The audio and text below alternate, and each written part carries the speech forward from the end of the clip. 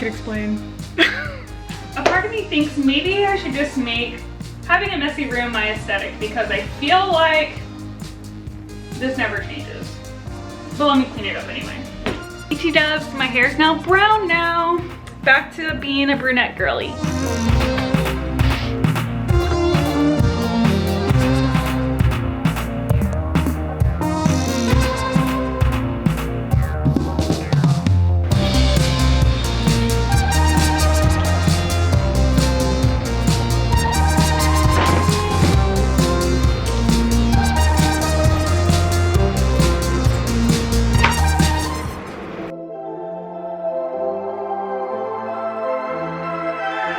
Take you with me.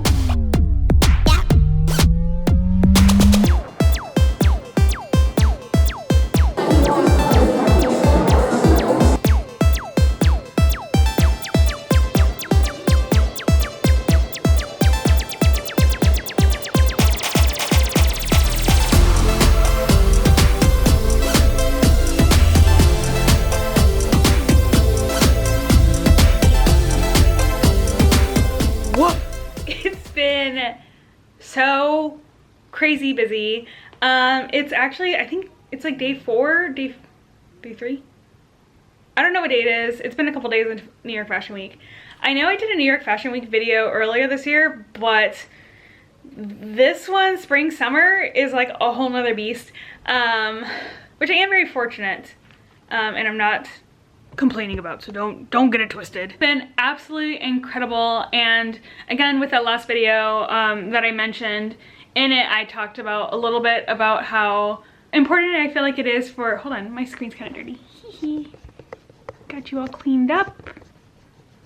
But anyway, I talked about like why I think it's really important for people who care about sustainability to not just have like a separate sustainable like niche within Fashion Week, or just like in the fashion industry in general, and for us to be like really like integrated into it as well, because I don't think that caring about issues should be niche subjects or niche groups that people should care about. I think it should be the base norm for things. So I actually wrote an article about this, or not wrote an article, but I was interviewed for an article for my publication, Sustainable Baddie. Check it out. And in it, I just kind of talk about that even more. So I can honestly talk about that for a while. If you guys want me to talk about that more in another video, I can. But in the meantime, you can go check out this article. It'll also be linked down below. Yeah, it was just even like incredible too, because the first runway show that I went to this week, which is also Baby's first runway. It was my first runway, but I actually went to her show in fall winter. But it was a presentation, but this time it was a runway, and it was for Clean Estrada. It was called Got Milkweed.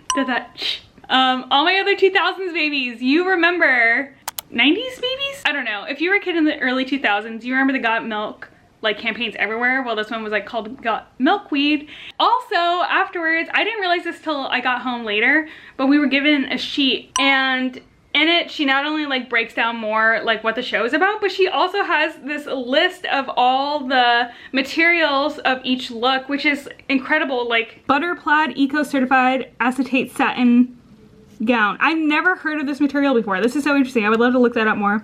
A lot of dead stock. We love to see it. So also during this time, I've also been trying to make sure that I'm RSVPing for shows that are also with like smaller designers. So like the last night I went to Shop Berry's fashion show that they had. It was their second one they've ever had.